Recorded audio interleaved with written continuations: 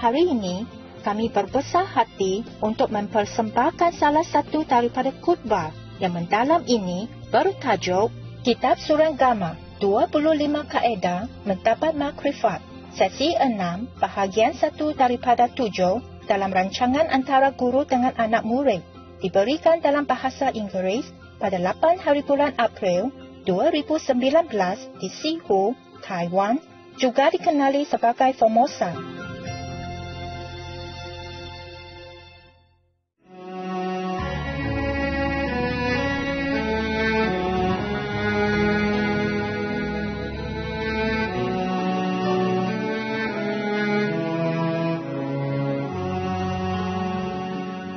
Hello.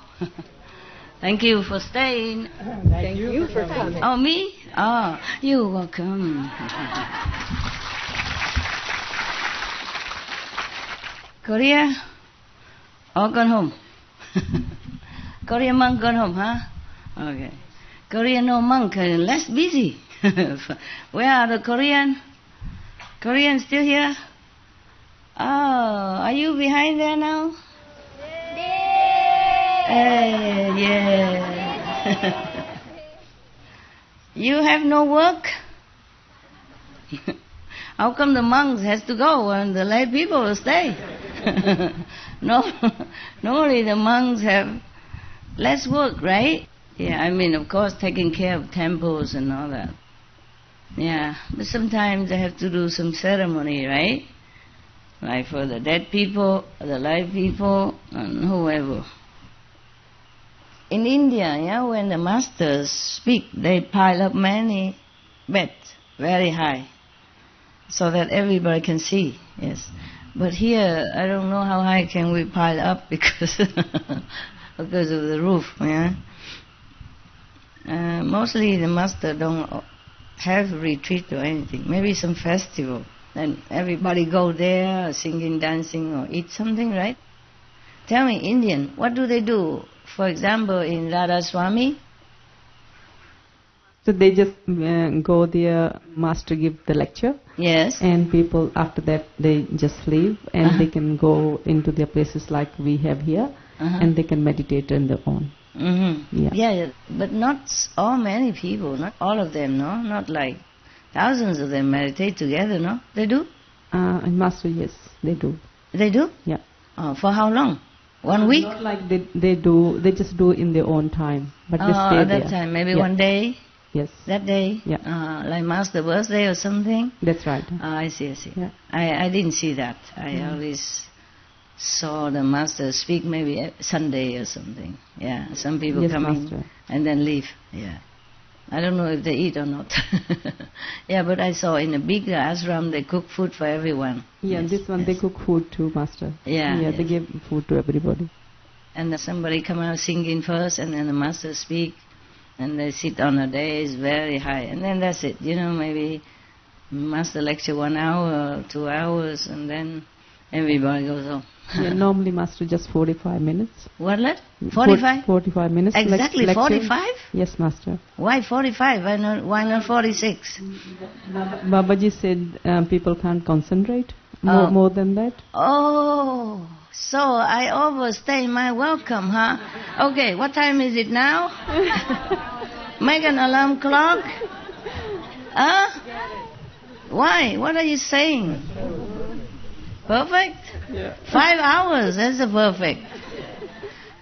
Minus your talking in between and your question, half an hour, so it's 4.5 hours. No, more, because it was more than 5 hours, 5.5 hours. So it's 5 hours, more or less, okay, huh? I didn't know how I do that either. Yeah, if I talk to an ordinary person, maybe 10, 15 minutes, I get tired already. I can't just go on and on like this. All right, so spiritually, spiritual work is different, hey? It might be a blessing, so you can continue, huh? And you have a marathon, you have marathon ears, right? Marathon attention, not attention deficit. Oh, you are incredible. Something special about you, huh? You can listen for hours. What? special. You're the one that's special. I am special? Yeah, like disciples, like master. We are both special, huh? Good, good. Then I will continue today, okay? With Manjushri. I have to warn you first, how long? Whoa. 8 pages long. Poetry. Kind of verses, yeah?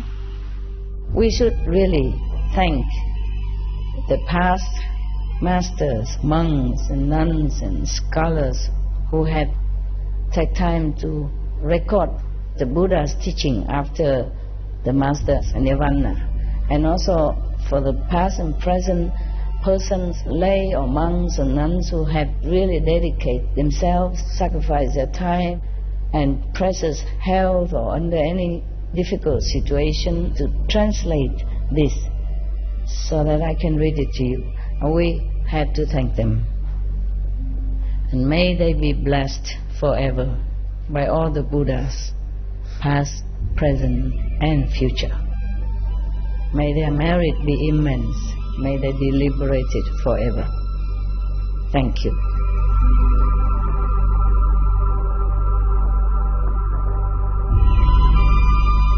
According to Buddhism and the believer and the tradition, when you read sutra and all that, you have to put on incense, flower, and bow to the sutra first and thank all the Buddhas and Bodhisattvas in 10 directions, all respectfully, before you read it, okay?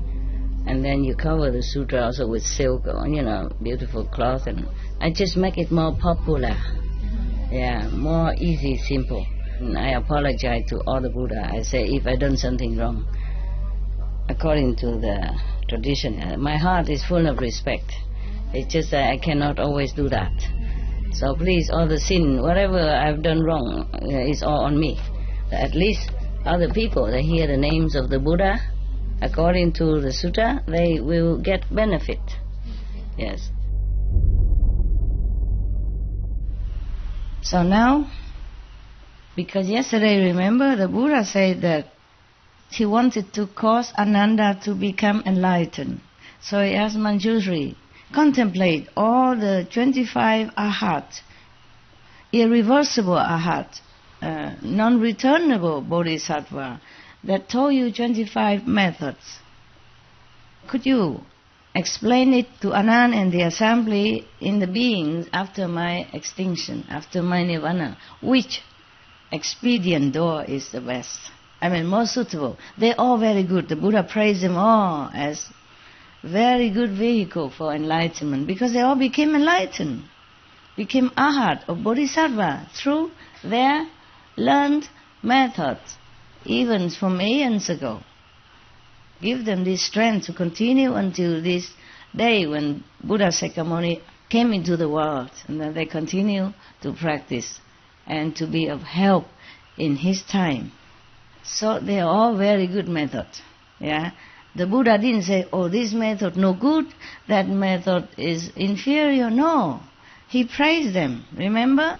I read it again. The Buddha said that you should now contemplate these 25 great bodhisattvas and arhats, their method as well, who are beyond learning already.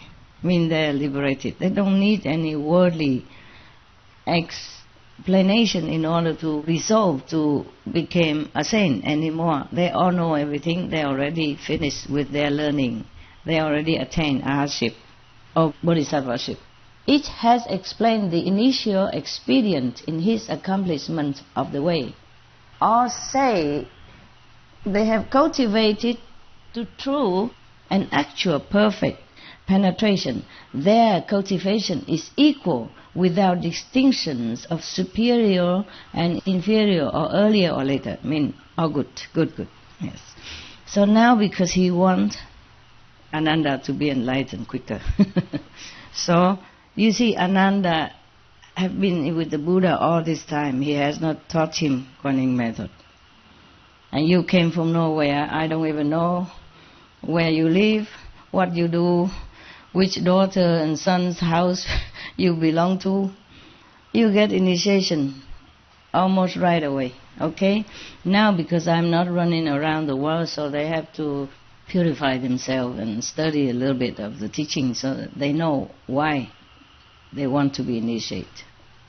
So be sure that liberation is what they seek, not any worldly power or magical ability or fame and fortune stuff. I guess you are luckier than Anand. See, only now I wish to cause Ananda to become enlightened. Poor Ananda, serving the Buddha all this time. And still hasn't got the main method, okay, the good one. He wasn't enlightened. That's why he said, the Buddha said, I want to cause Ananda to become enlightened. Ananda wasn't enlightened at all at that point. And been with Buddha all this time, stay next to him, memorize so many discourses and miracles that happen within the assembly, within the followers of the Buddha. Imagine that. So intellectual cleverness or sharp faculty of memory mean nothing. But we have to thank the Reverend Ananda for all this. Okay? Yeah. He remembered most of this. Maybe he was jotting down then. Maybe he had learned shorthand. Because we don't have any machine at that time. So he must have been good. And he remembered that. Either he wrote it down while listening, or he remembered and wrote down later, or tell someone else to do it. You see that? So we have to thank him. Always, because thus I have heard. Mean Anand wrote like that. Mean I have heard Buddha said this, say that. Yes, always the same. That means it's from Ananda. Wow, he is great. That's why they call him memory number one. Okay. And Manjushri is wisdom number one. He has very great wisdom when he was with the Buddha. Of course he practiced many kalpas as the sands of the Ganges River. So you guys, so good memory, number one. You remember everything. You know everything. Okay, so now the Buddha asked Manjushri, because he is a prince, the Dharma prince. Now when you wise or you practice superiorly, then the Buddha would call you like a Dharma prince, or the assembly would give you such title. Just like I'm giving the title Supreme Master, yeah? I was told to have that title. Everything fall into the places now. After all this year, you can see everything fall into places, right? Why I do this, why I have that name, why I have this name, and why CHINGHAI and not anything else. You understand all that? Everything is like a puzzle and fit perfectly now into a big picture. Remember when I went to lecture, somebody asked you, why you call yourself or let your disciple call you Supreme Master? I just feel natural, it's me. So I say, why not? I'm the Supreme Master. I didn't mean arrogant or anything. I just felt like it's natural like that. It's the way it is, you see. Otherwise, I would have been shy to say, oh, I don't know, people call me like that, never mind. But no, I just feel natural. I didn't feel proud or anything. Just feel like your name is Sonia. I'm from South Africa. That's it, you know. There's nothing to be proud of or nothing to be shy about. It's your name, your position, and your country, where you're from. That's it. This is the way I respond. Did you feel any ego or anything? No, I don't feel any ego. Normally I would be shy, but I just feel so natural at that time. As if God wants me to answer like that. It felt good hearing you say that too, Master. You know, it's like the way it came across. It just felt really good that God is here. Yeah, you were there? Yes, Master. Oh, I see. Good then. So is in Africa? Or was it in Europe? I think it was in Europe somewhere, yeah. Europe, okay. And I think the whole assembly also felt that it's natural thing, you know, not ego or arrogance, right? I did not feel that from them. I did not feel the response energy back to me as if, oh, that's garbage or self-aggrandizement. No. I feel they they feel that's genuine. It was very good feeling afterward. For myself also, I don't always feel good like that. But it felt very good that day. As also one day I was in Australia, and one guy just stood up and preaching. After the question and answer, or maybe not during my lecture or something, they just stood up and preaching his own stuff. And then I just say, I invite you to shut up, and everybody clap. You were there too? But you saw that? You saw that lecture in Australia, yeah. It was very polite, I'm very gentle to other people, because it's not my job to carve them into anything useful.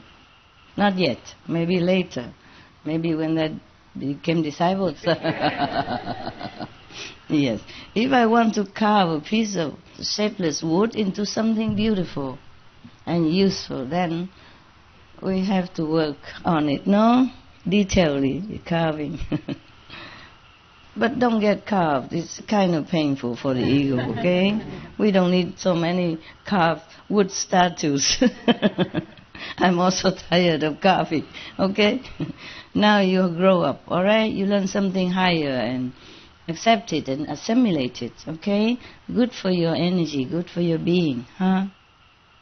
So, Dharma Prince Manjushri, receiving the Buddha's compassionate instruction, arose from his seat, bowed at the Buddha's feet, and, basing himself on the Buddha's awesome spirit, spoke verses to the Buddha. Oh, I'm sure he's a Dharma Prince. He's really number one wisdom. Look, spontaneously he composed verses. Of course, it's translated different, but if it is original, it must be very rhyming and easy to remember. You see all that? Truly, immediately, spontaneously, a poem was born out of Manjushri wisdom. Is that wonderful? All right, I read now. I hope I don't have a long calendar, because he's the God of wisdom. He's the Bodhisattva wisdom. Maybe he's very clear. And especially we have already heard so many explanations, a lot of calendar before already, from Kuan Yin Bodhisattva and my humble self. Maybe we don't need any more, and then you can rest early. Thank you for the chapati and the samosa. Very good. I ate only half of it, half of the samosa, because you make it big, whoa, generous. And I share with the ghost. They like it. They also thank you.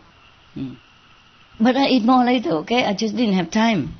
I just quickly make a few pieces, and then so that I can give the rest to the ghost. But I will enjoy later when I'm really hungry, okay? I'm really hungry. Mostly I cannot. Hope you like it, Master. Thank you. I will like it. Long time no see. How not like? Okay. Yes. And also the curry you made us. The chickpeas curry. Who Yes, made? Master. Oh, yeah. I combined it with the samosa. Tastes delicious. Okay, but I didn't have time. I have to correct many paperworks. Yeah, before I came down. See, and then I have to correct myself also.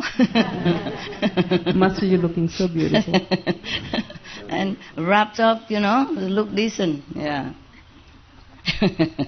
So it takes some time. So I can't afford to always eat. I eat really when I'm hungry. I'm sorry to tell the Buddha that I broke this precept that after noontime you cannot eat. But I have no other time.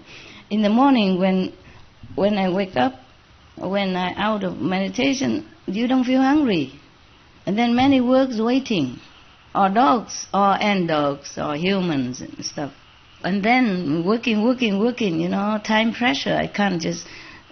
Sometimes I eat and work at the same times, but sometimes I cannot because there's no work there. I must do some other work.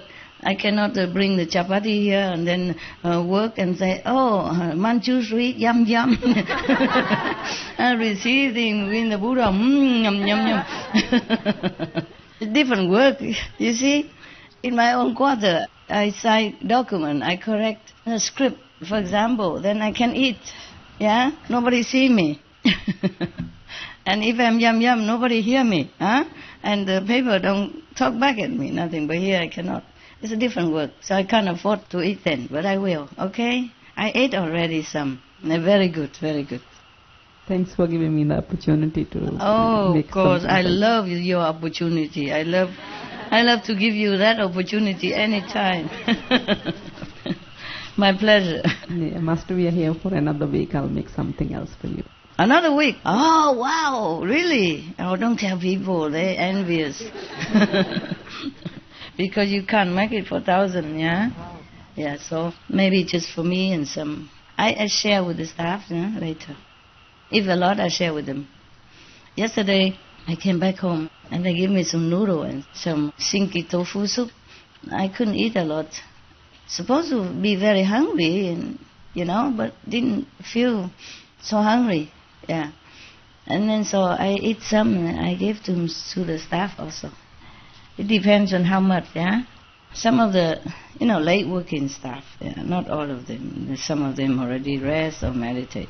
All right, now, thanks, Manjushri Bodhisattva, for concentrating all these 25 methods in short poems for us. It is not short, but it's short compared to all the calendars that we had before. He spoke thus in verses to the Buddha. The sea of enlightenment in nature is perfect and clear. As you saw it, when you meditate, sometimes you see nothing else but brightness and perfection. You feel also. Complete, distinct body is a miraculous source. The same. Miraculous source of body or enlightenment nature is the same. Same thing, expressed in different words. But when basic brightness shone, so that objects appeared, with objects' existence, the nature brilliance ceased. Okay, so now this is quantum physics.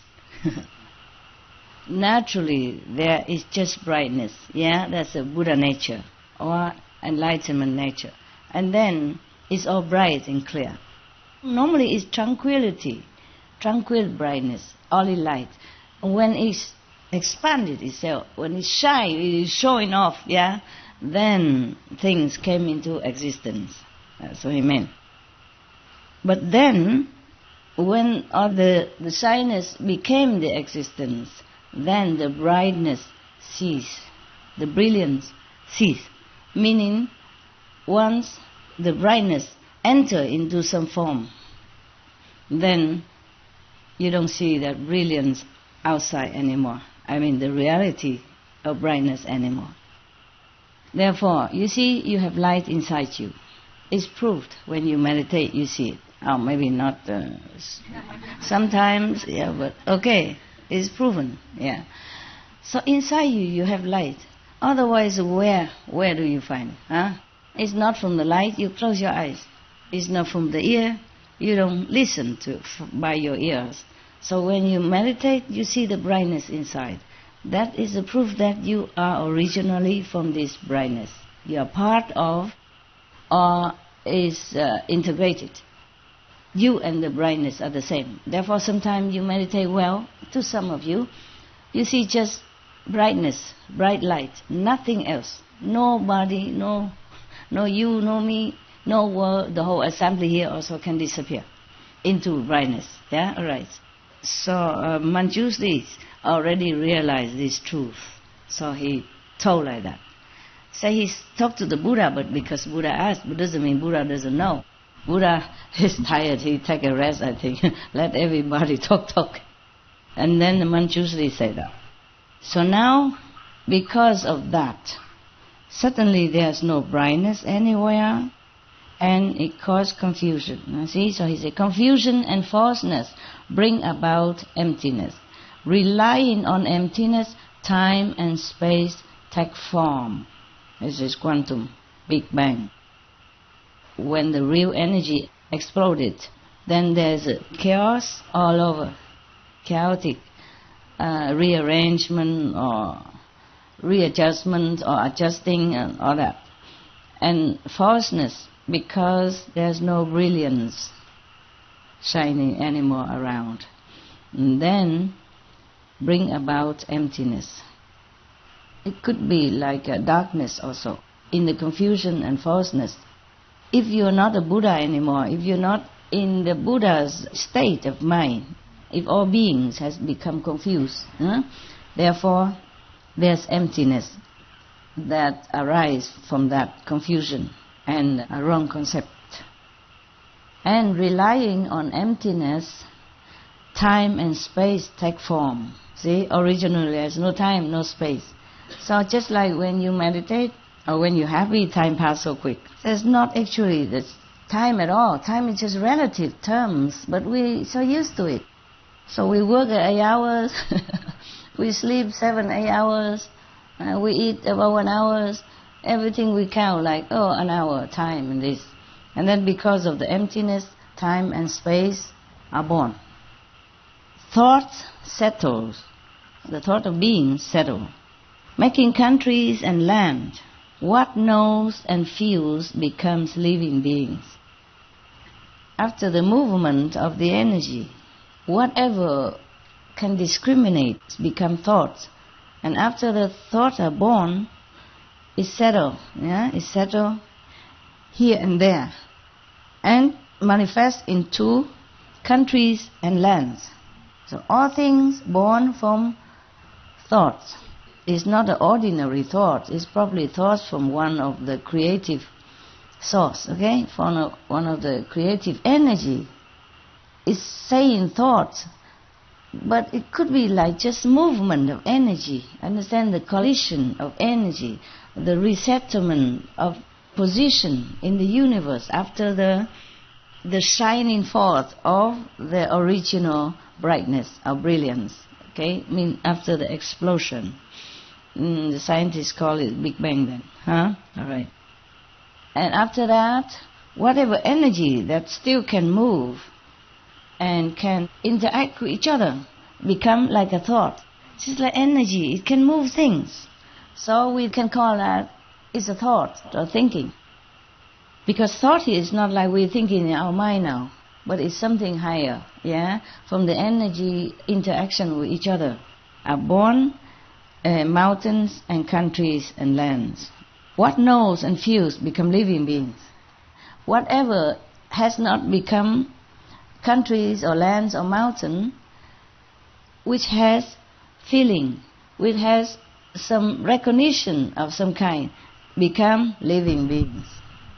Like, okay, the big explosion, and then here one piece become a country, another energy settle into mountains, other energy settle into lands, flat lands, and some other energy settle into some kind of... Some beings? Yes, first, yes, just whatever settle, that energy settle into some form of movement which knows and which feels, called sentient beings. You see, that's why sentient beings, we are one of those sentient beings that is born from this energy, brilliance energy that settle in different places. When it settle into this form, we become a sentient beings. The one that can know and feel becomes sentient being. The one that cannot recognize, meaning like the mountain, okay? It might know something, but different. Not the knowing of the physical existence. The mountain may know some other thing that we don't know, okay? But they don't know the taste of the bread that you eat. They don't feel the emotion of romantic love that you do. Okay? Now, whoever can know many things from the physical existence and can feel from the interaction with others around, other living, moving beings, these are living beings. If you you can feel, then you are counted as sentient or living being. All right. The emptiness created within great enlightenment is like a single bubble in all the sea. Lands like fine dust motes, subject to outflows, all come forth out of empty space. Within this emptiness, after all the confusion and chaos, after the explosion, then confusion, and then arise the emptiness. The emptiness is still within the great original enlightenment, the original brilliance, okay? Even though it is have a lot of being in it and different shape and form, but we are still within the enlightenment original, the brightness with the light anyway. But the emptiness is also created out of enlightenment also. And then the emptiness creates more things. The enlightenment, brightness, the original body nature creates the emptiness, after the chaos. And then the emptiness creates other things. The emptiness is just like a bubble, a single bubble in all the sea.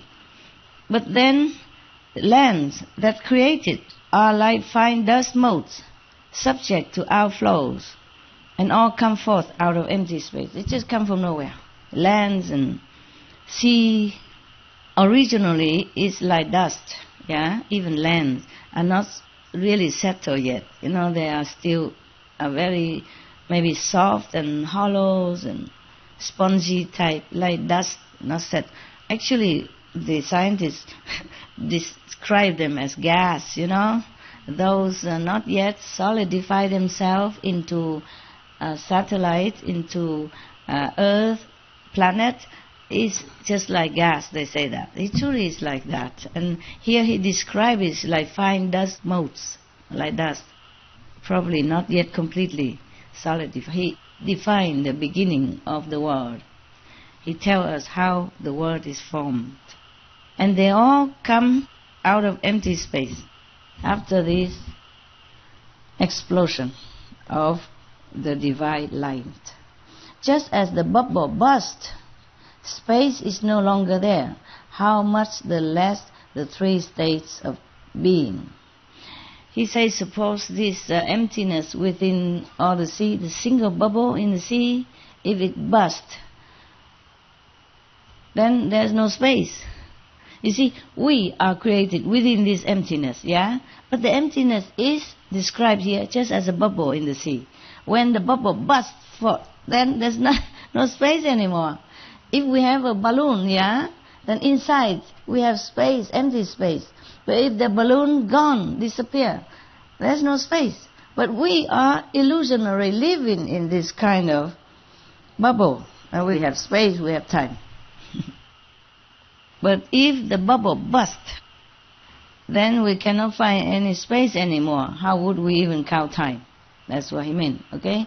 Even less the three states of being, meaning the physical, the astral, and the causal. The thinking ability, the creative ability of the astral level, and the physical level as a human. All right. So when the bubble bursts, when the emptiness no longer there, then we don't have anything. Our being's gone also. Returning to the source, the nature is not two. Many are the entrances through experience. None of them does the sagely nature fail to go through. Compliant or adverse, or is expedient. First resolve and enter in samadhi. Come slow or fast, as there are different norms. He means if you want to return to your original self, the source, the nature is not two. I guess whether we or the source, they are the same. It's just we make it different. Okay, so the nature are not two. We or the source are the same. We or the enlightenment Buddha nature are the same. Just we are confined in this, or with false thinking. Many are entrances through experience, meaning you can go back to nature, back to your source, through many different doors, meaning many 84,000 methods, I guess that. So, none of them does the sagely nature fail to go through. Meaning any of them, through any door, any sagely nature can penetrate. No big deal, no problem. Not any of the expedient door they can go through. Means you can use any of them in order to go back to your original self. Compliant or adverse or expedient, I mean it's just convenient method to go back to yourself. First you resolve and enter in samadhi. Come slow or fast, as there are different norms. First, of all, you must determine, okay, to follow the way, and then you must do all you can to enter samadhi. And then you can either slow or fast, depends on your own resolve, and also depends on different kind of method and yourself also. Form and thought combined become the dust. Their essence is not discernible. How can one use what lacks clarity and expect to gain perfect penetration? We came from dust, from nothing, so it's a form and thought, even combined, is a dust anyway. So their essence is not discernible. You cannot even find the essence of your own form, the real form and the real thought. Where from? Where they are? What are they? You cannot see it. You cannot touch. You cannot grasp it. Yeah, you cannot explain it. You cannot analyze it. So how can... What he means is anything you rely on form or mental power, thought, there's nothing there for you to rely on. So he say, how can one use those which lack clarity and expect to gain perfect penetration? Because many of the bodhisattva beforehand, they say they use the touch or the water or whatever. So he say any form, anything has form or mental quality, is dust, is nothing. You cannot rely on them. They're not reliable for you to have a perfect concentration. If you cannot concentrate well, then you cannot enter samadhi. That's what he meant. My calendar says so. He explained all that. He explained from the beginning of our worldly existence already how we came to materialize. It came only from emptiness, from nothing. And the thought also came from nothing. And the body, the form also came from emptiness. Therefore, he say like that first before he analyze which method is okay, which is not. So he said, now, he beginning to analyze the surrounding sound, not the inner sound, not the inner vibration, but the sounds around us. The talking, because one of the bodhisattvas say he heard the Buddha say things, and because of the voice, he contemplated on that, he became enlightened. So he say now, in sound, language is intermingled, but the meaning in a word, a name, a phrase is such that no single one can include them all. How can this bring perfect penetration? He said that even if you heard a word or even any sound, it cannot include the whole sound in the universe, as well as the whole sound of the world. So one sound only cannot represent all. So you cannot use that to penetrate deeply into the nature of all-inclusive brightness. That's what he meant, enlightened. Okay. And then now he say, another one. That's the sound, the voice that he attacked already. No. He said no already. He asked a question, but he mean no. You see, how can this bring perfect penetration? He asked so that the assembly know that it's a no-no. Because if they answer, of course not, then they know this is a no. He is very polite. He didn't say, this is not good. Not like your your very straight master. No, that's no, get lost. He is very polite. He said, how can this? As if he don't know, you know. He give all the facts, and then he said, how can this be? Of course, the assembly will have to agree. No, that's not. Well, he didn't say anything. He didn't criticize nothing. All right, next one. Awareness of smells comes through contact with them. Apart from them, one does not know that they exist. Since sensation of them is not constant, how can one reach perfect penetration? Oh, it's really a poem. See that? Since sensation of them is not constant, how can one reach perfect penetration? All right. Suppose we are born into some place in a bubble and live in a bubble for some reason and never smell perfume. So how can we even know perfume exists? how can we even smell that fragrance? That's what he meant. So rely on smell is a what? No. Yeah. But he didn't say no. He said, how can? If you don't ever know the smell, you don't even know them exist. So he meant no. Right. Next one. He always asks questions. He didn't say no. He didn't say no good. I would say, no good, don't. But he said, next one, for the flavor, the one who practiced flavors. And now he said, flavors are not to us fundamental. They only exist when there is something to taste. Since this sensation is not perpetual, how can one derive perfect penetration? Ask question again. He means the tasting of things, the flavors, are not born from us. It's not our nature. So if we want to go back to our nature, it's logical. We cannot rely on something that is not our nature. He's a very logical guy. No wonder he's number one wisdom monk in the assembly. That's what I guess. My calendar guess like that. Otherwise, it's very clear already, no? Just in case you pretend you did not understand, I just pull a calendar out for you. Now, next one. Touch becomes clear only when something is touched.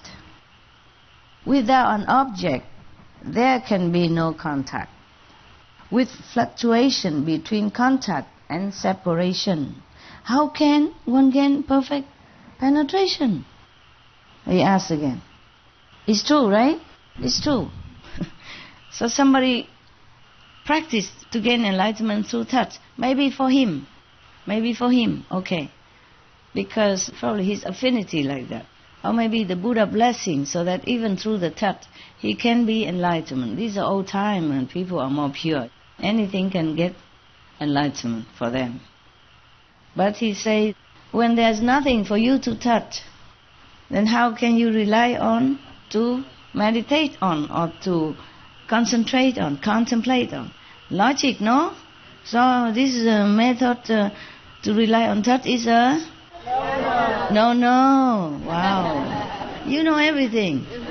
What for I sit here? Just to look at you, huh? Your beautiful karma face. Now, mental constructs known as internal dust, reckoned as dust, they are certainly sense objects. Involvement of subject and object cannot be pervasive. How then can they lead to perfect penetration? Similar. You understand already or not? Or do I have to pull out the calendar? No. You got?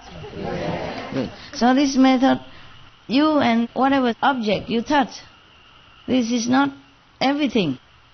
It's not just you and the one thing. It's not pervasive. It's not your true nature, because your nature is all pervasive. That's what he meant. So this one not pervasive enough. How can you go back to your nature if you touch something that is so non-pervasive? So is this method is now is the next one. Seeing, okay? Seeing. Seeing means seeing nothing around here. Although seeing itself is clear and penetrating, making bright what is before one, it cannot shine behind, ever reaching only half the four direction, only in front. How can it manifest perfect penetration? So you understand already? Some people just concentrate on one object in front, like a crystal, looking at crystal. How can it be all inclusive? So this is a method of seeing things, to concentrate in one thing in front of you is a... Wow, very enlightened indeed. Okay, now, on the breath. The nose breath penetrates in and out. But in the rest between, there is no air. When you don't breathe in, or between the in and out, there's no air. So, these interruptions render it inconsistent. Oh, this guy is very articulate. How can one use it for perfect penetration? So is this a yes or a no? really know that it's no, you just say because everybody... We were at the breath, right? Okay, so now it's the tongue. The tongue is not an organ apart from cause. I mean, it's just from cause and effect. Just created out of the condition at that time, after the Big Bang, after the explosion of light, of the energy, of brilliant energy, of powerful energy, that sparkle into light. Light is also energy in different form. So he said the tongue is not an organ apart from cause. Flavors form the source of its sensation. When flavors cease, it knows nothing at all. How can it attain perfect penetration? So, if the tongue don't taste any flavor, then there's nothing there for you to contemplate on. So using the tongue, which rely on the flavors to know enlightenment, like the medicine man, is it yes or no? Actually, this is the time for these medicine kings to be enlightened. Their time is ripened. It's not because of their tongue or because of the flavors of the medicine. It's the Buddha right there. They were touching and administrating some ointment or something to him. And at that time the Buddha just relaxed and then blessed them. Nobody else is sharing the blessing, only two of them. With the Buddha alone. And the Buddha was grateful and comfortable. Don't think the Buddha is not grateful, okay? The Buddha is grateful. All the Buddha, Bodhisattva, they are grateful when they should be grateful. Yeah? So he feels comfortable, and of course he feels thankful to his two disciples. So the blessing comes out. Not that the Buddha directs the blessing, it's just automatically. The rapport between them. Plus, these two medicine men has practiced eons of kalpas, as many as the senses in the Ganges rivers. God, I thought you don't know that much, but I'm wrong. I'm very pleased with your catching up and memory. Now, next one. It is the same for the body as for objects of touch. Neither can be regarded as a perfect awareness with defined and limited invisible divisions. How can it be used for perfect penetration? Somebody is contemplating on the sensation of the body or something before it got to do with the body. So he say, the body and something that is interact with it is not be regarded as a perfect awareness because it's only limited. Only the body and something touching it, or feeling, making it feeling, Like you feel hot or you feel cold with your body, only this limited self and physical sensation. So he say, how can it be perfect penetration to go anywhere, to go up? So using the body for meditation is a yes or? All right. Now, he talked about the mind's knowledge, the knowledge of our worldly learning, Okay. The mind knowledge is a mass of deliberations. What it perceives is never profound insight, unable to get beyond reflection and thought. How can it reveal perfect penetration? Deliberation. It's just like whatever you know by the mind, it's just some time of a mental gymnast, arguing back and forth, analyzing, just thinking only.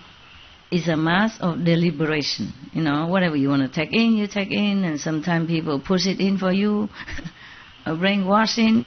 It never can perceive anything that is insight. The insight knowledge is different from the outside knowledge. So he said it can never penetrate the profound insight with T, insight. So the thing the mind collect and call it knowledge is the thing from outside with D. So completely different. He say that's this perceiving from the mind, it can never get beyond reflection and thought even. The original thought that makes the universe, that makes the world. how can it reveal perfect penetration? So this knowledge, mind knowledge, or the mass of deliberation can be used as a method of enlightenment? Yes or no? No. Okay, fine. Next one. The seeing consciousness combines three aspects. Prop is origin, it has no appearance. Since its very substance is variable, how can it bring perfect penetration? If something is too many, too complicated, varied, then you cannot concentrate well. You cannot bring your mind into one-pointedness and single-mindedness, right? So he say, the seeing conscious is too complicated, too many things, seeing too many things. You cannot concentrate well on that, on the seeing alone. Yeah. So this method of seeing, using seeing to be enlightened, is a yes or no? No. Okay, good. Now, the heart of hearing penetrates the 10 directions. The heart of hearing, meaning the source of hearing, the main point, the main source of hearing, penetrates the 10 directions when born, born on the strength of great causes. Those of initial resolve cannot enter this way. How can one expect to gain perfect penetration? Or the heart of hearing, he means the physical hearing. If this method of hearing had to be carried by the strength of some good causes, then many of the normal people, a novice, would not be able to enter. Not just hearing, but something special has to happen. The great causes, maybe some blessing from some Buddha. Therefore, normally the normal people, the lay people, the beginners can never enter, can never use this. You just sit and hear everything all day without any teacher, without any blessing from any saint, and then you get nowhere. So he said that this method is a... Thank you. Wow. We still have a lot. A lot of no. I'm telling you. 1, 2, 3, 4, 5, 6 more pages. We're not even halfway. Now another one. Reflecting on the nose. The white spot on the nose that the Buddha have taught one time to one of the who cannot do anything more. It only serves to gather in and settle the mind. Yes, you can calm your mind with that. Yes, but once settled, the mind is simply still. Because the mind cannot go any further. You can only calm your mind. But after calming your mind, what? Nothing. Just sit there, quiet. How can that be perfect penetration, he asks. So it's a yes or it's a no?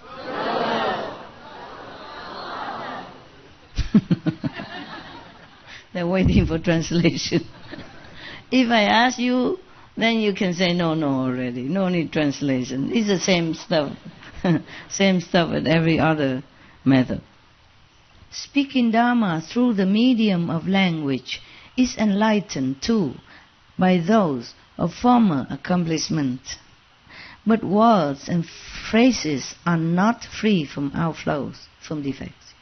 How can this make perfect penetration? Because some of the Bodhisattvas say he listened to some Buddha's Dharma, and then he became enlightened. But this only because he is already been practicing from Kalpa past as many as there are sands in the Ganges River. Yeah, so his time is up, you see? His time is already right. So he just listened to one more sentence, then he became enlightened. But that is not because of the sentences or the words, because he said the words or phrases are subject to defect. Yeah. Therefore, it cannot be a perfect method for concentration. This guy is very wise. Huh? My God, for 25 methods, he cut them all.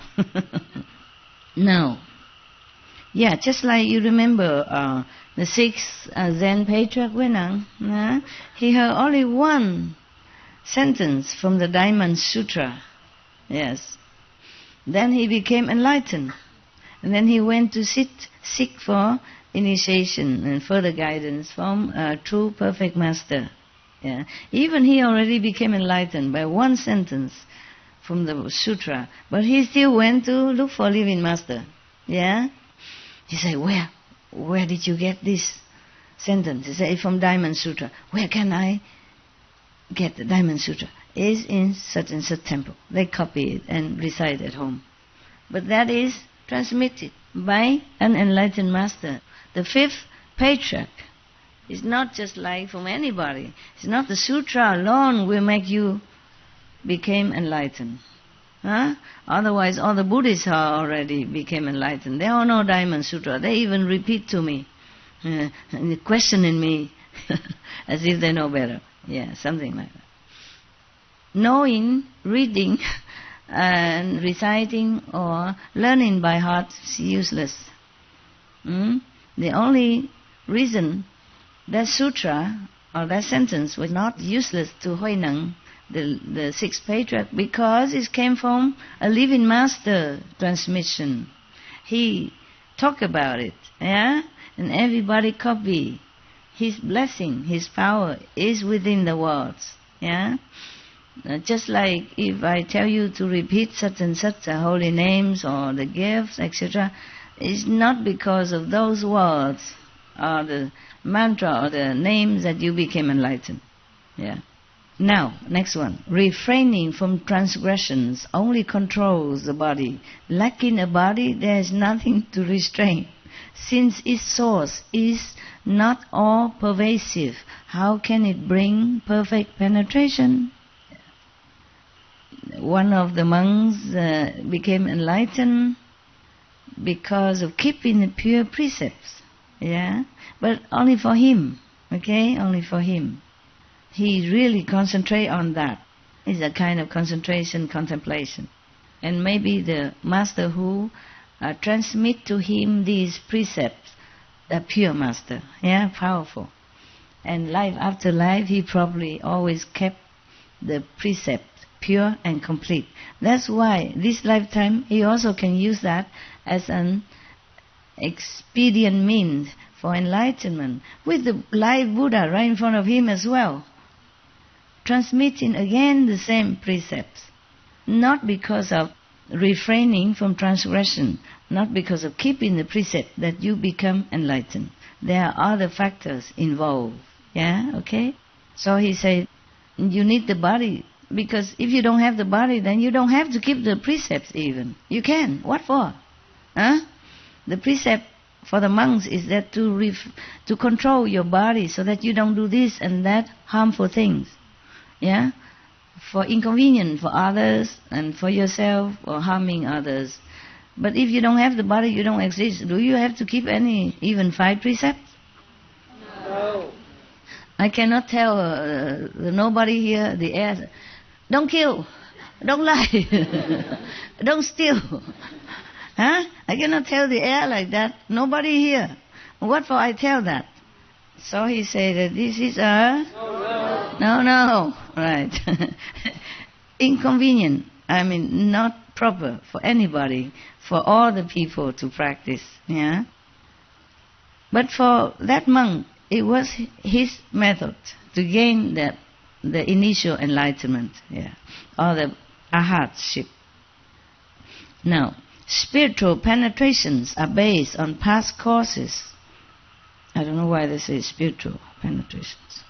What connection have they with distinguishing mental constructs?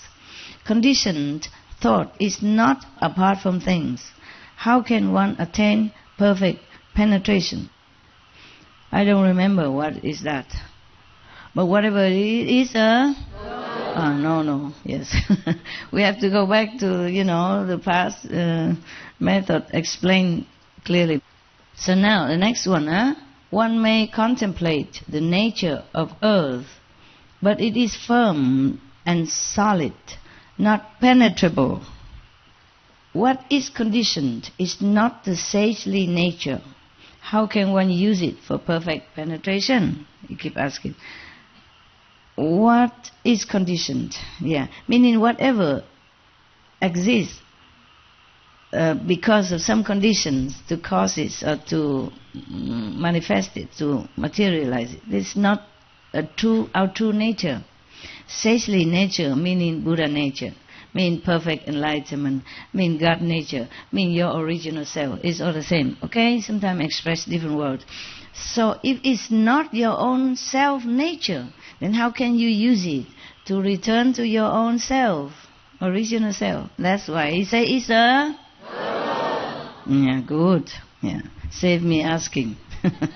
I save my breath for continue calendar. He also has a big calendar, man. He and Kuan Yin Bodhisattva, both of them, I can only be disciple. My calendar is not that long. My calendar is not like 9 page or 10 page like them, right? Next one. One may contemplate the nature of water, but such mental reflection is not the true and real. This state of suchness is not an enlightened view. How can it give perfect penetration? Okay, we know. Okay, so is a yes, yes, no, no? Okay, let's pass it. One may contemplate the nature of fire, but admitting dislike is not true renunciation. This expedient cannot be one for beginners. How can one use it for perfect penetration? Yes, yes, no, no? No. Shall we pass? Yeah, pass, thank you. No need calendar. Yeah. One may contemplate the nature of wind, but movement and stillness are not non-dual. Duality cannot bring highest enlightenment. How can one expect perfect penetration? Yes or no, no? No. How can the wind give you enlightenment, right? Next one. One may contemplate the nature of emptiness, but its aspect is murky and dull. It lacks awareness. What is unaware is different from body. How can it bring perfect penetration? So yes, yes, no, no? No. Right. One may contemplate the nature of consciousness, but one is regarding a consciousness that is not eternal.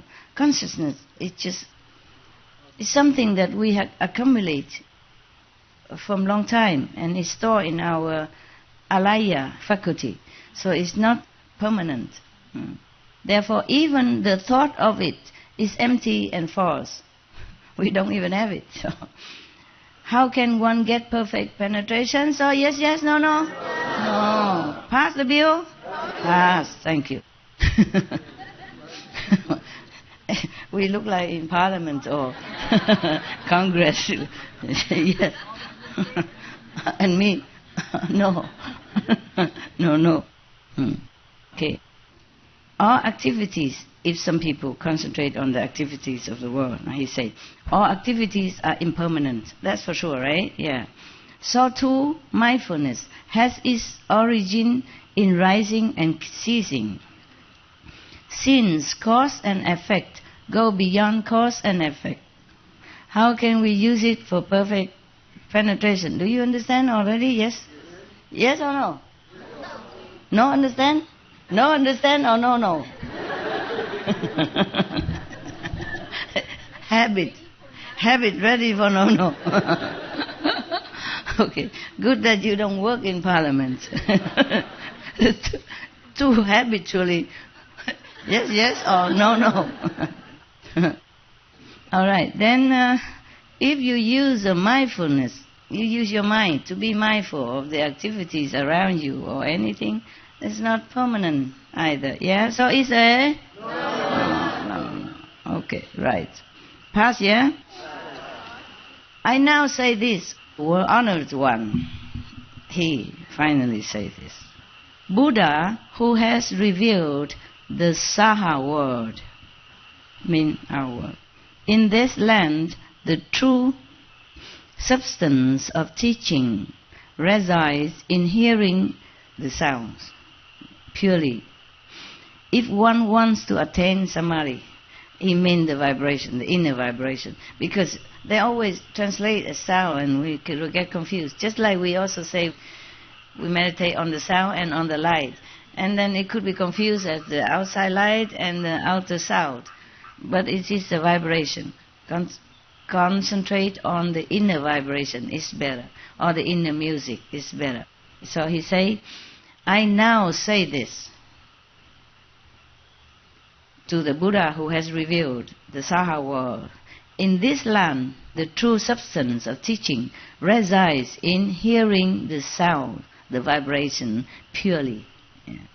If one wants to attain samadhi, hearing the inner sound is the best way to enter the inner world, to enter the path. That's what he meant. Apart from suffering, liberation is found.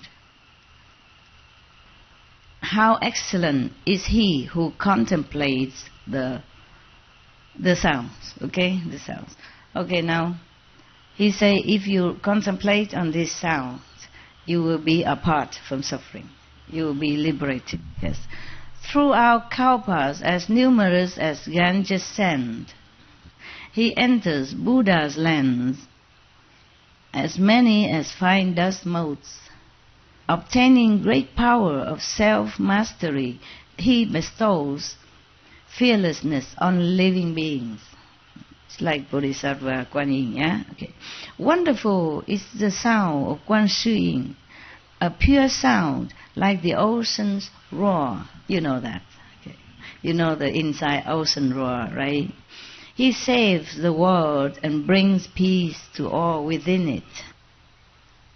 He has transcended the world, and his attainment is eternal. Wow. He praising. I now make this report, thus come one, regarding what Kuan Yin has just explained. It is like someone in a quiet place when drums are rolled throughout the 10 directions, hearing at once the sounds from all 10 places. This, then, is the actual true perfection. If you hear that inside, as if it's from all over you, everywhere also. As if you hear actual drum or ocean right with you, in front of you. The eyes cannot see through solid forms. Mouth and nose are such the same. He condensed the report now. So he said the eyes. You see, that's why meditating on the light alone is not enough. You must do the sound. I keep telling you that, no? At home, use a bell or something to remind people to do more sound, Maybe 1 hour after light, then bang, then everybody wake up. And then do some sound. It's good for you, good for everything. And even the energy will come back into you also, not wasting. Got that? You feel not just spiritually endowed, but physically informed. That's French. It's French. Informed means you're strong. That's French. It means you're strong. Je suis en forme. I'm healthy. So you cannot say that in English. Physically also strong. Healthy. Right. So he say the eyes cannot see through solid form if you use it. Normally people use the eyes to see something, and to concentrate on the light or something, but even then it's not enough. Not to talk about inner light is different, of course.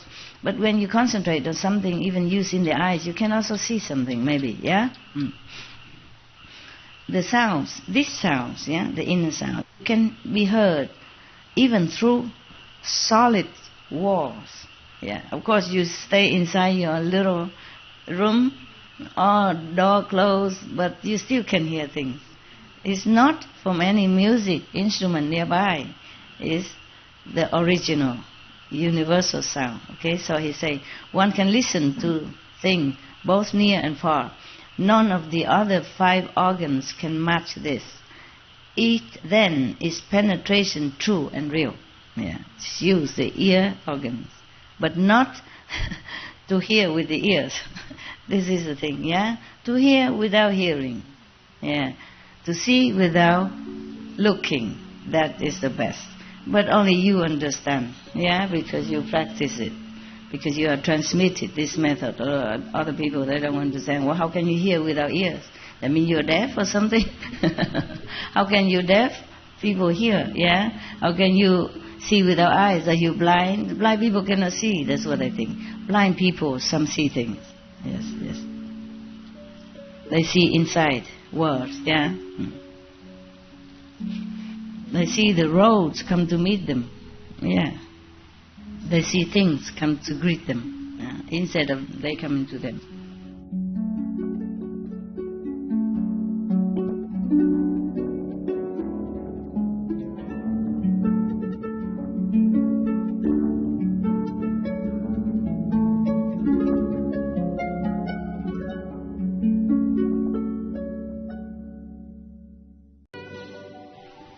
The nature of sounds, meaning vibration, okay, is based in movement and stillness, even, yeah. One hears according to whether there is sound. With no sound, there is said to be no hearing. But this does not mean that the hearing has no nature. You use the hearing nature, not using the hearing instrument of the ears. That's why he say, even you don't have any sound, you still have hearing nature. In the absence of sound, the nature is not gone. Yes. Nor does it arise in the presence of sound. The hearing nature is always permanent. Whether people sounding drums around you or nothing at all, it's still there. That's what he meant, using that for hearing. Yes. Entirely beyond production and extinction. It is then truly everlasting. It's the nature of ourself. Ever present, even in a dream thinking. Yes, of course, when you sleep, the sound is still there. You wake up, you hear it. Yeah? Or to many people. To me, it's all the time. All the time. It does not disappear. When conditions and thought are gone and lightened, this contemplation transcends cognition, transcends anything. Yeah. Reaching beyond both the body and the mind. That's for sure, yeah? You don't have to think you want to hear something, yeah? You don't have to use the ear, the organs of the body to hear it. The sound nature is always there. The hearing nature and the sound nature is always there. Now, in the Saha world, our world, the theory of sounds has been proclaimed and understood. I mean, at that time, yeah? The Kuan Yin Bodhisattva proclaimed it, and he expounded it further, yeah? So, this world should know already. He means word, but only that assembly know. Or disciple of the Buddha, perhaps, afterward. Even Ananda did not know this. And many other in the assembly did not know this. I don't know what did the Buddha do with all of them. They all came, shaved the head, put on the kasaya, and then nothing. Huh? Go back in, come back, listen to the Buddha. I guess he wants to cleanse them first by explaining things, by expounding all kind of theory and philosophy until they are bathed enough in his presence, in his blessing. And then they can become pure, and then he will impart the Kuan Yin method to them, including Ananda. Yes. Living beings are confused about the source of hearing. They think we hear from the ears, yes. They follow sounds, and so they turn and flow. Ananda's power to remember was exceptional. Wow, he praised Ananda. So he just remembered then. He didn't even write down. Maybe he asked somebody to write down later. Yes, wow, incredible. If I ask you to remember everything I said today, with comma and period, huh? You remember? No, yes. Don't worry, join the club, I don't remember. I used to have such good memory when I was younger, when I was child. I remember everything the teacher said immediately. So I never go home and study anything. And my father always asked me, you don't study your lesson? I said, I already knew by heart. I always win competition when the teacher wrote something on the blackboard and erase it. Let us just look a few seconds and then erase it and ask who can repeat it. I always won. Yeah, one time they asked to recite a long poem. Yeah, I don't remember now, of course. I won also the competition. Yes. Photographic memory? Maybe photographic memory. Yes. And I remember many of the classic poetry. You know, they wrote it hundreds of years ago. The whole book of poetry. I remember them. Yeah. When I was young. Yeah. I still remember some now. And not all of them because I don't try to remember them. I just remember them at that time. Yeah. And I can recite it. And my father was very proud. First time he showed his pride. Normally he don't say nothing. I bring home a first class certificate every month. He never say anything. He never say, oh, good kid. No. He don't say nothing. Only that time there was some guests coming. And then he happened to know that I can recite the book of such and such classic. Then he told me to do it. And everybody was so, then he feel, there's something. If I recite to him alone, probably he'd say nothing. A man of very little word. Sandwich has become sand. All right. You see, if the people... he meant that the sentient beings, the humans in this world, they just follow outside sounds. So they turn and flow, meaning they keep returning in the cycle of migration all the time. Yeah, they turn and flow. Yeah. Ananda's power to remember was exceptional. Nonetheless, he fell prey to a deviant plot. He was a victim of the Brahma mantra, recited by a beautiful artisan. Okay, he fell. That's why he says, you see, Ananda, with beautiful, exceptional memory capacity, still fell to the trap. She sat in that trap, waiting for him for a long time, like a spider web, waiting for him. That day he came back in at her door. Then he fell immediately. He said, was it not because of heeding the sounds that he was nearly lost? He's hearing, he's following the sound of the mantra she was reciting, and drawing him to her. Because his ears were outward. He's hearing the enchanting voice singing this mantra from that woman. If he did not hear it, he wouldn't have followed inside into her room. Yeah, okay? So by turning back the flow, one will make no such mistake. Well, I doubt it though, with your capacity. Looking for new boyfriends so many years. You don't do enough, Kuan Yin, that's why. That's why I keep telling you, you have to do it. The Kuan Yin is very important for you, yeah? For your peace also. For your peace of mind, for your peace and family, and in the world, okay? Must always do Kuan Yin. From now on, every retreat, during meditation, people have to sound the little bell, okay? There is a small Buddhist bell. We can bang, very light, but you can hear it. If not, just go right to the ears of the not in parliamentary member. Bang. Okay. You see that?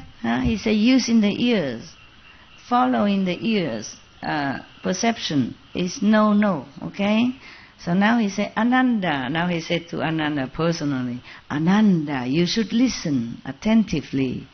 I rely upon the Buddha's awesome power in describing to you the Vasara king, a samadhi inconceivable of lightness to illusions.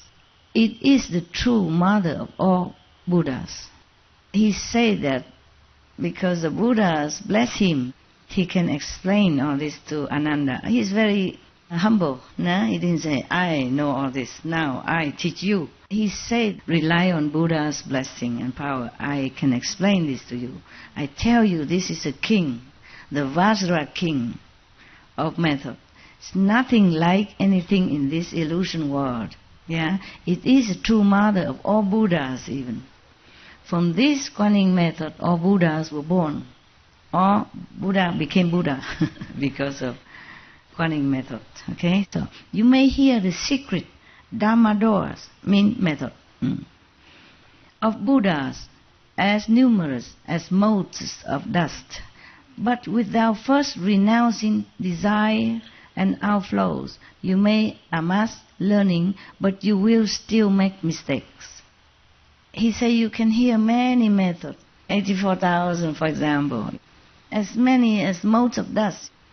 The many methods, or as many Buddha as dust, you cannot even count. Most of dust in this world you cannot even count. Just as much as Ganges sands, yeah, okay. Therefore, but even then, you can amass learning. You may know the theory, you may remember all the Buddha's lecture, but you still fall. You still fail in your effort to become Arhat or Bodhisattva or Buddha. Yeah, so you concentrate on learning to uphold the Buddha's Dharma, the Buddha's teaching. Dharma means teaching. Why don't you listen to your own hearing? You keep listening to Buddha lecture. Why don't you listen to your own? Find your own hearing nature. Hearing does not spontaneously arise because of sound. It gets its name. But when hearing returns and is free of sound, what does one call that which is set free? He asked Anand. Yeah.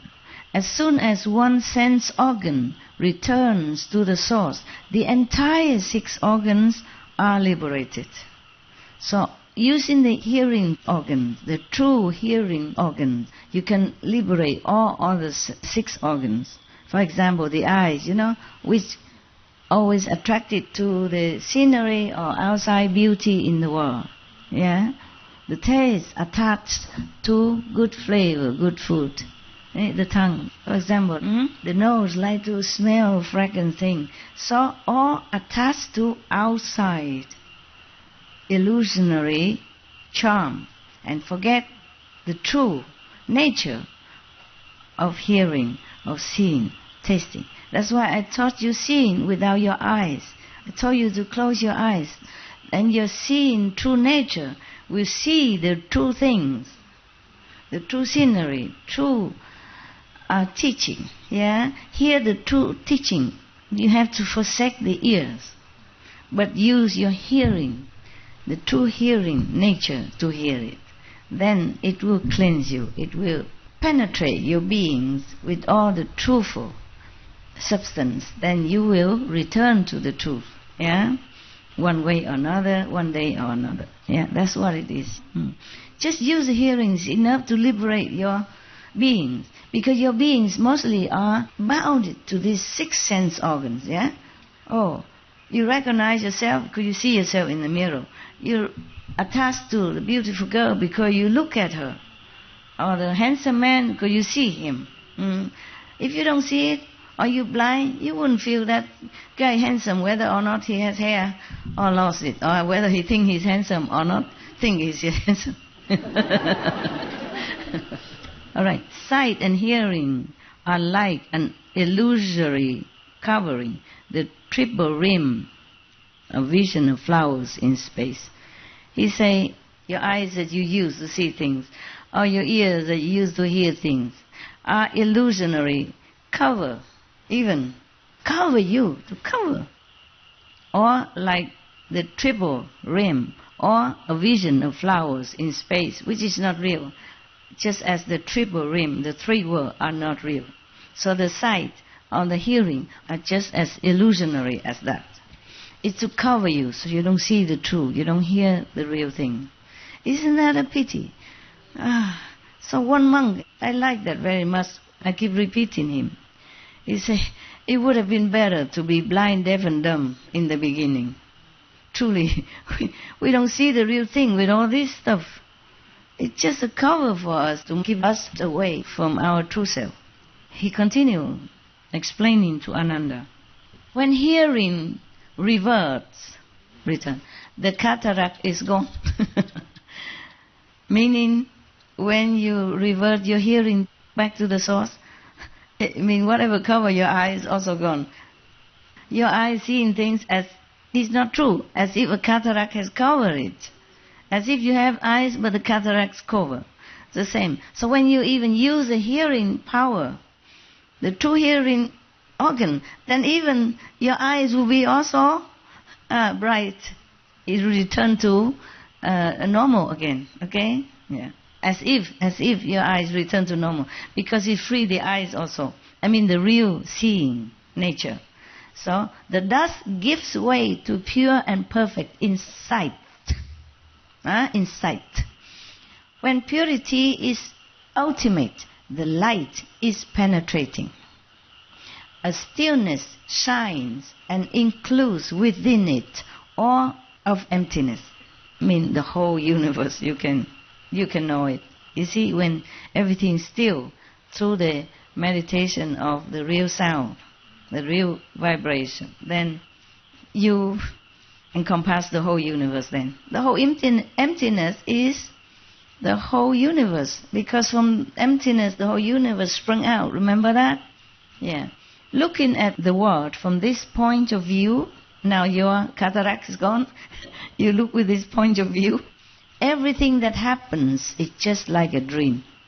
Truly like that. I really try to forget very hard this realization in order to sit with you, talk to you, and teaching people. Because if I always remember my realization, this is all illusion, I don't want to do anything anymore. I feel it's a waste of time doing anything. But you still don't know that. Many of you or the world don't know that. So I just have to blind myself, stop my ears in order to do what I am doing now. Really. Sometimes it's hard. Sometimes it's hard for me. Yeah? To close myself, lock myself in this physical body, to be one of you. Sometimes very hard. Yes. Sometimes I could cry. Like you are a free person again. You have to go back in prison for no reason. Locked in there. Yeah? What? Oh, they're thanking me. You're welcome. Yeah, okay.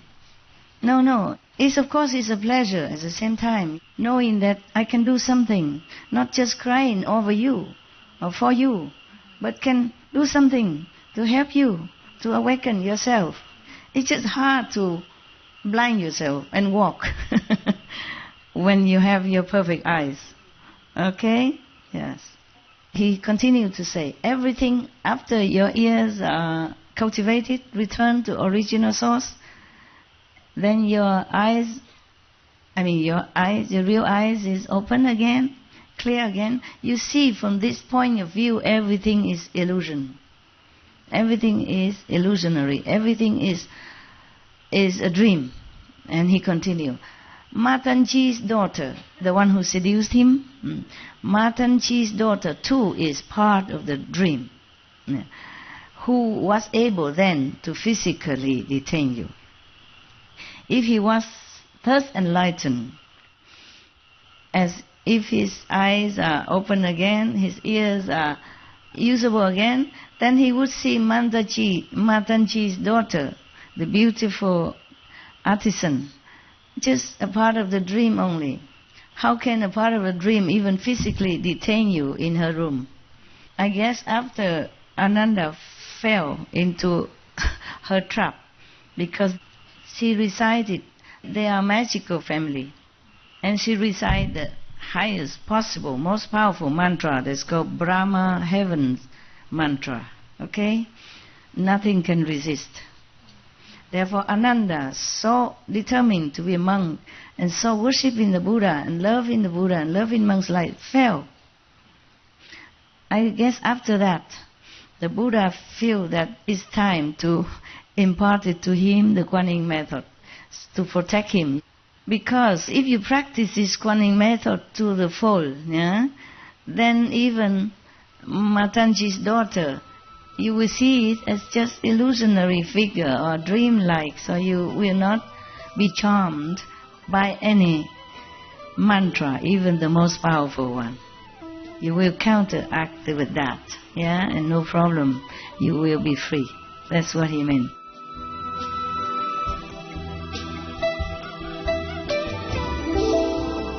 So that's why the Buddha determined to want Ananda to be enlightened through Kuan method. But before that, he's very democratic.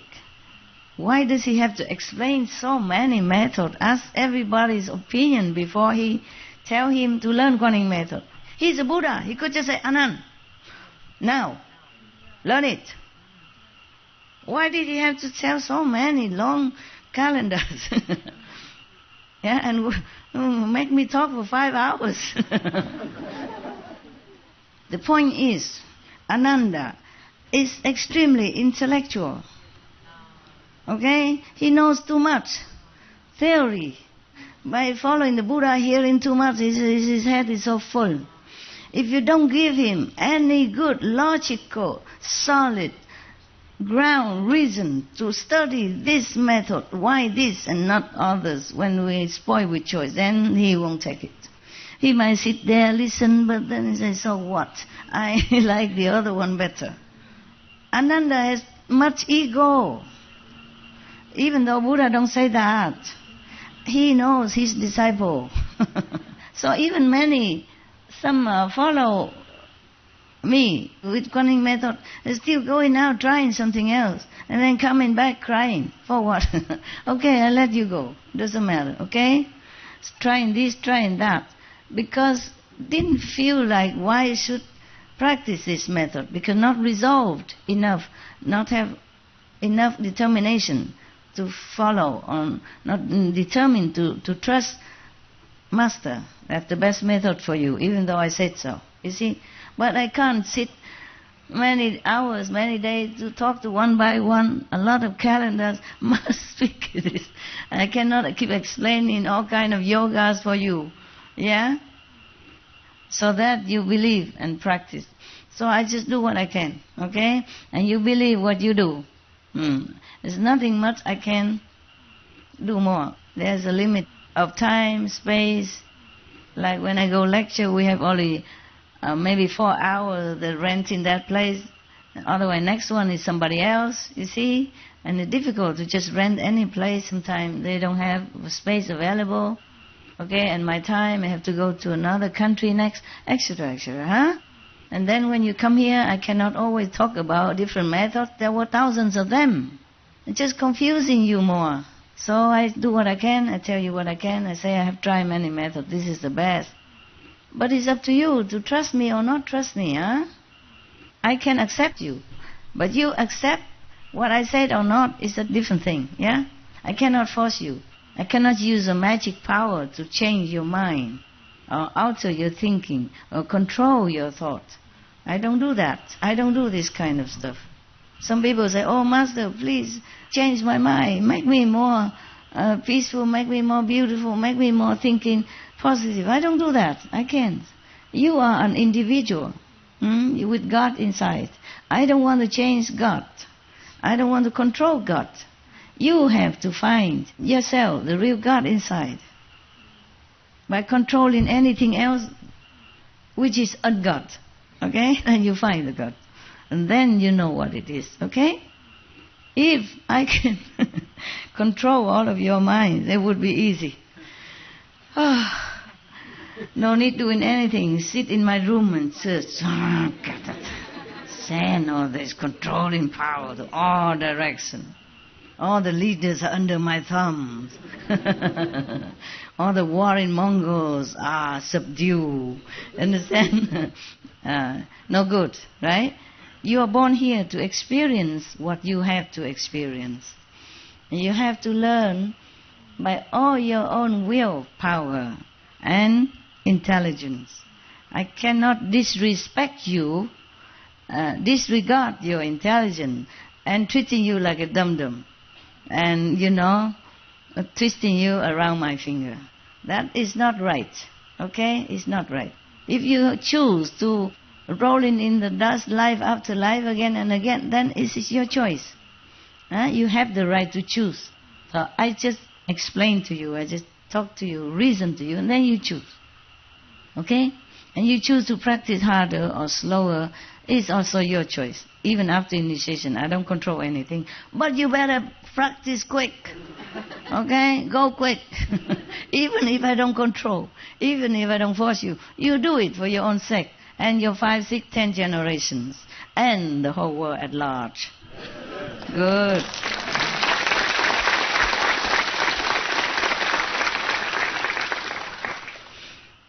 All right, he continued, yeah? So he say, if you are enlightened through the Kuan Yin, if you fully, truly devoted and get full enlightenment through Kuan Yin, then you see everything like a dream. So no one can even touch you. No one can detain you, can seduce you, that's what I mean, okay? So he continued. It is like a puppeteer who plays with shadows and works the dolls to seem as real as people. You know these puppeteer show? Yeah. We have it in every country. Yeah. In Taiwan we have them too. You know, the puppet show before, we have no movies, no video, they play puppeteer. Yeah. And not always easy to get the real actors and actresses to always learn the script and play live, so they use puppeteer in between in different places. Because real good actors and actresses are hard to find anywhere. Not to talk about if they're willing to be actors and actresses even. And not everybody wants to be in the theater business, no? So there's only certain extent of the people who play. Before, we don't have any prompter. They have to learn by heart the whole drama. Imagine that. And then there's not so many actors, you see? And in every region, they have also some actors, yeah? Sometimes they have to go to another region to play. Cannot go the whole country or the whole continent long, nah? Because in the old time, the transportation is not as good as now, okay? Therefore, they use puppet, nah? This is since ancient time already. We use all that. Every country have them, yes. And some they make it so good. If you can see it up close. Normally, puppeteers are playing just for a small audience. Not so large audience, because from far you see nothing. The puppets are only small. They cannot make puppets just like real big, then they cannot carry around. But I don't know, they could make big people, right? Are there strings? Oh, is that very strong string, right? Strong muscle. Oh, okay, I understand now. So, and works the dolls the same as real as people. Although one sees them move about freely, they are really governed by a set of strings. A set of strings, yeah. Cease operating the control of the strings, then they return to stillness. The entire illusion is without a nature. It's like that, just like the puppet show. The 6 sense organs are also thus. At first there was one essential brightness, which split into a 6-fold combination. But if one part ceases and returns, all 6 functions will stop as well. In response to a thought, defiling objects vanish, becoming pure and wonderful, perfect brightness. If the organs cease to function outwardly, then all the other organs also became purified and respond the same to one pure thought. Yeah, so everything else, defiling, illusion, all disappear. Only perfect, wonderful brightness will reveal. Yeah, just like when you are in meditation, you see only light, nothing else. Okay. If there is residual defilement, one must still study. Must continue to meditate. Yeah, it's not like you are initiate into Kuan Yin method and all the defilements or the impurity will leave you. You have to continue. If something not pure, still exist. Yeah, then you see, you have to continue study. You must still study, meaning continue to practice diligently. When the brightness is ultimate, that is the Tathagata. When you reach complete brightness within yourself, anytime, the light shine all the time, through the hearing or through light meditation, then you found your true Buddha nature. The Tathagata, that means Buddha, okay? Then you found your Buddha. Ananda and everyone in this great assembly, turn yourselves around and revert the hearing. Return the hearing and listen to the self-nature till the nature reaches the supreme way. You do that until you attain the supreme way. That is what perfect penetration really means. It is the gateway enter. He means the Kuan Yin method is the gateway for you to come inside, to enter. They just say enter, meaning you go inward instead. To enter the Buddhahood, to enter the true nature, yeah? Okay. By Buddhas, as many as dust motes, this is a gateway that all the Buddhas use to enter, yeah. It is the one path to Nirvana. One path. Wow. Not even there are other paths to enter Nirvana, but one path to enter Nirvana. Are you lucky, guys? Yes.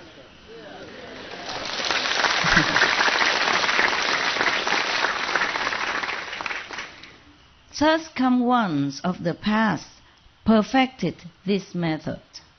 Bodhisattvas now merge with this total brightness. People of the future who study and practice this method will also rely on this Dharma. Through this method, I too have been certified. Manjushri. Kuan Yin Bodhisattva was not alone in using it. Yeah. No wonder he's so wise. Huh? Kuan Yin Bodhisattva powerful, this guy is so wise. Both because of the... What? Kuan Yin, good. Kuan Yin method. I just tried to see if you have listened. Good you did. As the Buddha, the World Honored One, requested, I choose sincerely a skill in means skillful means, yeah. One, skillful means to save those in the final end who seek to escape the mundane world and perfect the heart of Nirvana, mean going to be Buddha. The best way is to contemplate the sounds. Okay? Meditating on the sound of the universe. Yeah, they say the sound of the world, but meaning they don't understand.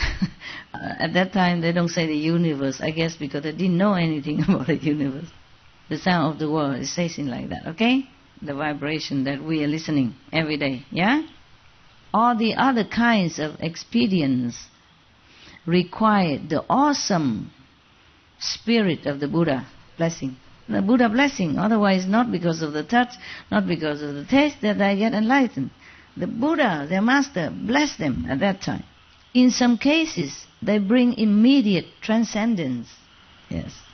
But they are not the customary means of practice. Spoken for those of shallow and deep roots alike. He said other convenient methods are good only because the Buddha's blessing at that time, the master blessing. And because of that, it can bring you immediate enlightenment of some sort. Remember, I think it's in Yogananda book or something, one disciple went to the mountain and this and that and so to look for enlightened sensation, and then came back. The master just touched him in the chest, and immediately he saw light and everything else. And the master said, mountains, rivers cannot give you enlightenment. But he let the disciple go to look for it before, until he cannot find much, and then he came back. Not just mountains and river, but he seek those hermit, other master who was hiding somewhere in the mountains and somewhere near the river to practice. Yeah, He thinking maybe his master is useless, no good, because he don't find anything while staying with his master for a long time. Maybe he looked in the wrong direction, just like Ananda. Staying next to Buddha every day thinking he's some big shot. But he's not. So he fell to the trap of a beautiful woman.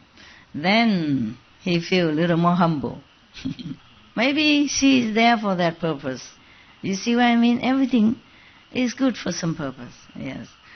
She was waiting there for him to cut his ego. And afterwards he become more humble, therefore he can listen to all this. Otherwise maybe he just doesn't feel like, I know everything already. I listened to Buddha for years. What can you even tell me? My master, the Buddha, I'm with him day in, day out, next to him. But his intellect blocked him from receiving even Buddha blessing. His arrogance locked him inside his ego. So he cannot even get the blessing from Buddha. Lucky the Buddha sent somebody come rescue him, or else he would stay there with the woman, and after a while some little Ananda were born, and then little Matanji born, and then he'll be forever lost, at least for that lifetime. So actually she's good for him. After that, she also followed the Buddha, become a nun, and compete with Ananda, see who is better, who's faster in the path of enlightenment. So the Buddha blessing, the real master blessing power, can bring you immediately awakening. Some of you also have experience like that. And some chelas from other master also experience that. Okay. So the living master house awesome power inside. That's why they seek a living master, not scripture. And depends on what you seek. If you seek just to have some exercise, some a small spark of light or visionary or anything, just to pass time, or depends on how yearning you are to go home, then you meet what kind of master. Okay? Don't blame any master if they don't teach you Guanyin method or don't lead you to the 5th level or complete enlightenment or liberation. Blame yourself. Yes, you don't search hard enough. You don't really long fervently, sincerely enough to go home. Alright? Okay.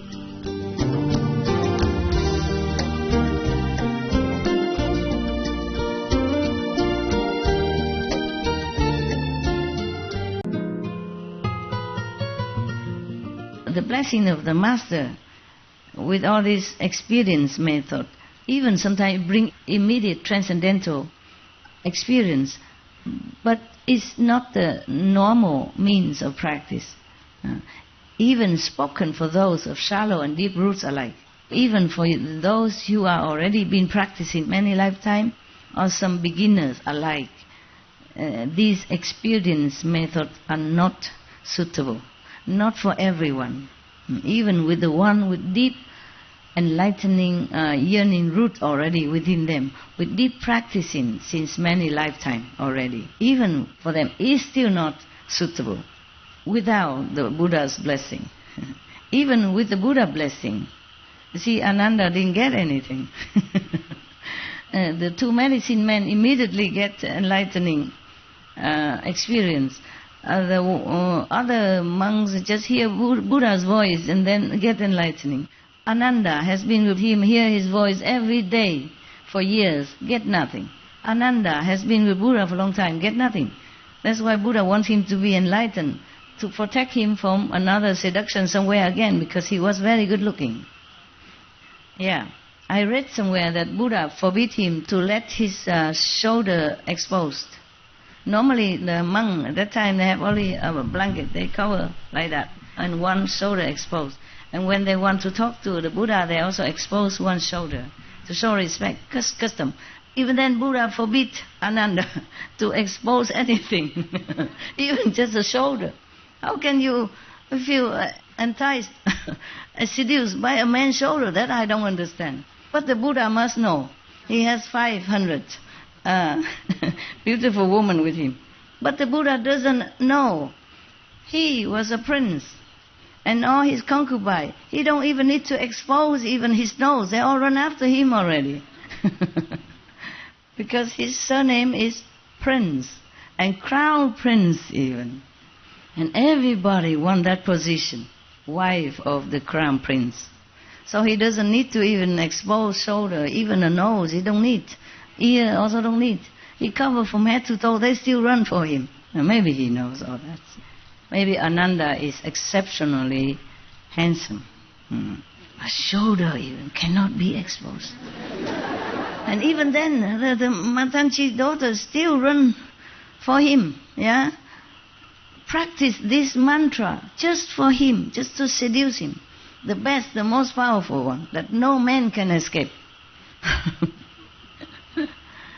If you want to get a man, this is a very low quality, low dignity method. If you have to resort to a mantra to charm a man, then, I would feel very embarrassed.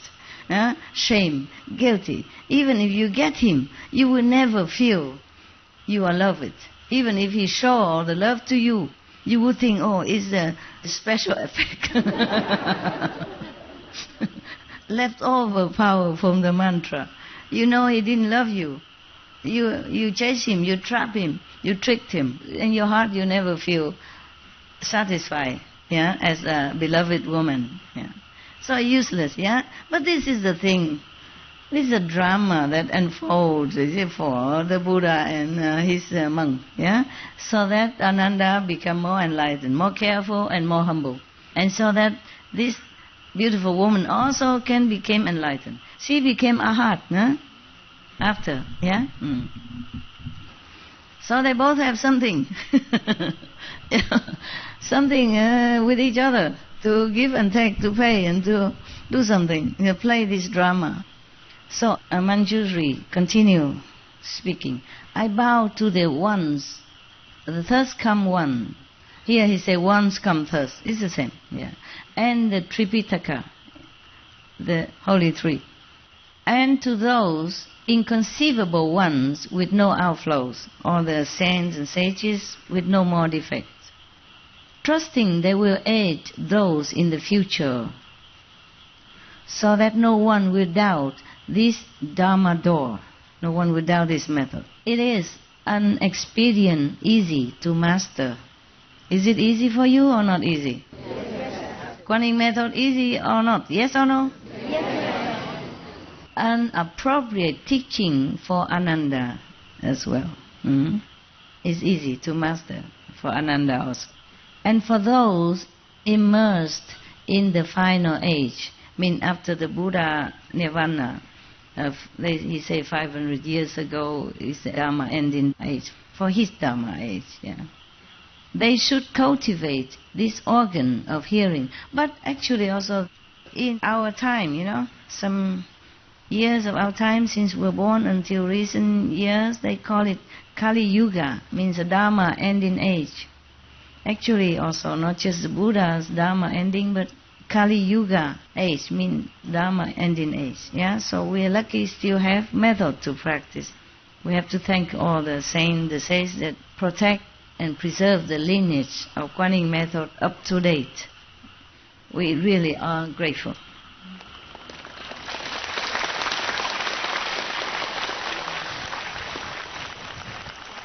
Because the lineage don't always run in one direction or in one place. Like the river, it run under somewhere and then it emerge somewhere else and then it hidden again underground, depends, and then it come out again, So if we sometimes keep looking in the same tradition, we might miss the mark. I'm glad you did not miss the mark. I'm glad you're wise enough to look wide and far.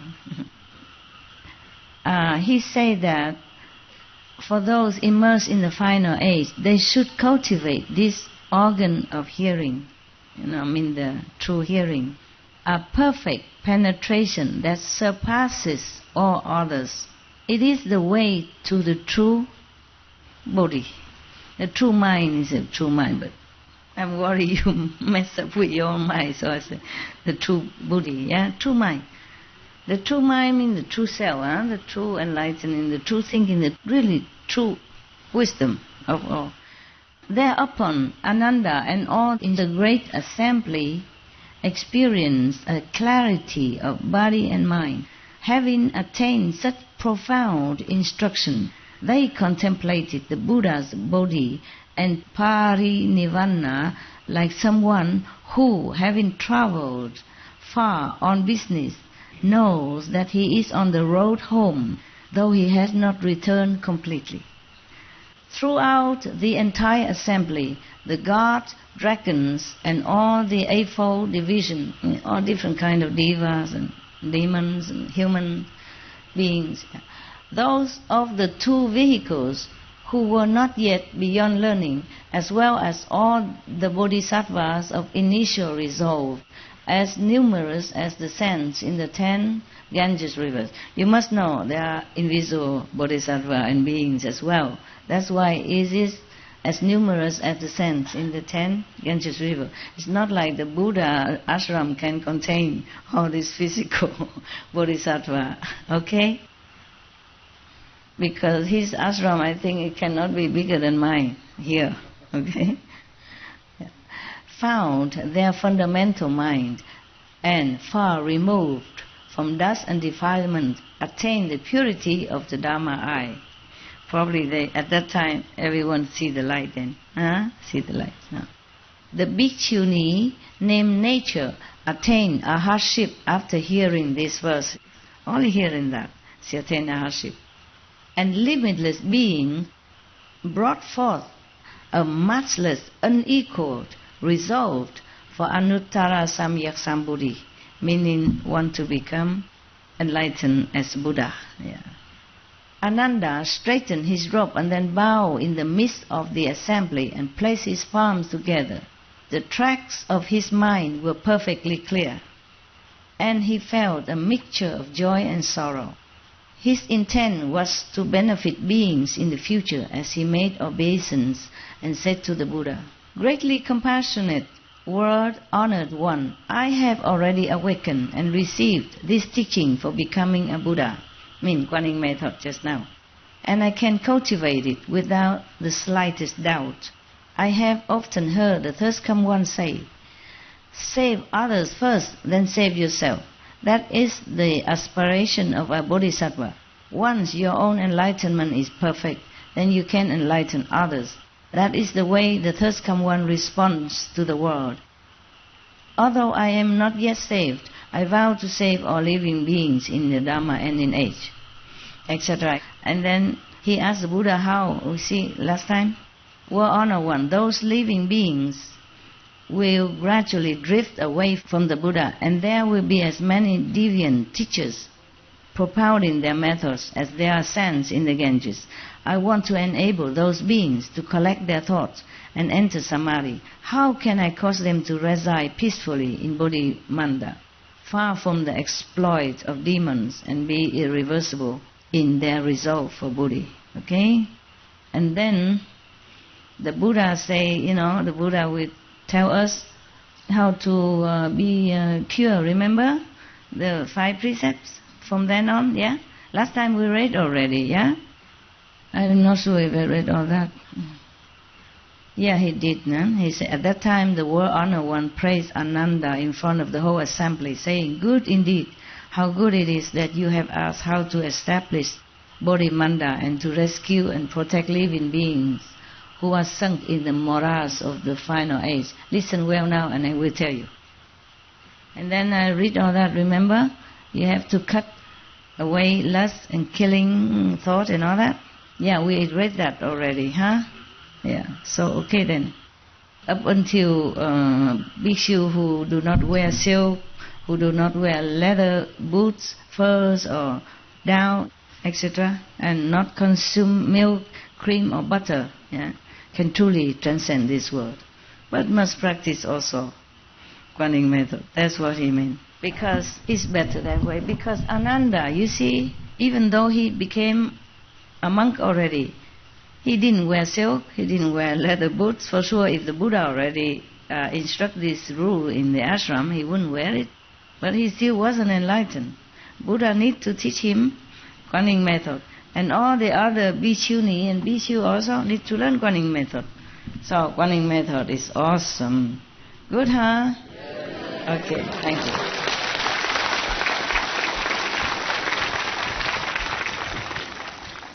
But you remember the Buddha also taught us that to make a bodhi manda, mean a pure place for contemplation, you have to sit 100 days without eating, without sleeping, without drinking even. Maybe you can accomplish that, okay, with a firm faith in the Buddha and with a pure master who transmitted to you this pure method, okay, or helping with the bodhi manda in purity. Otherwise, he say it's useless. And recite this endless mantra that I skip. I did not read it to you because it's translated from Sanskrit, phonetized from Sanskrit. So I wasn't sure whether or not it's useful. It could be useful, but I don't know if you have time to read it. All right, today our calendar ends here. Maybe see you next time.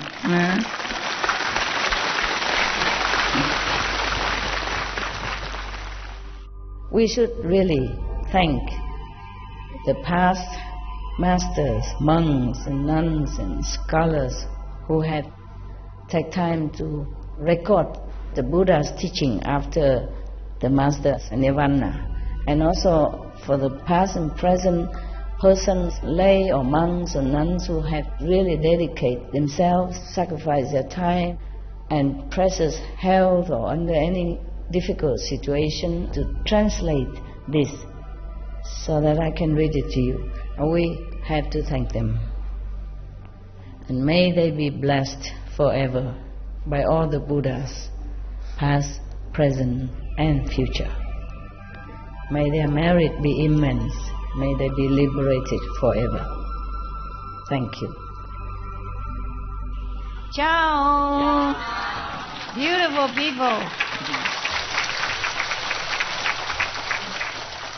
I like it also. It helps when I speak with the assembly who are more enlightened. So we are more in the same frequency. It's no rubbing anywhere, no friction. But I love you all no matter what, okay?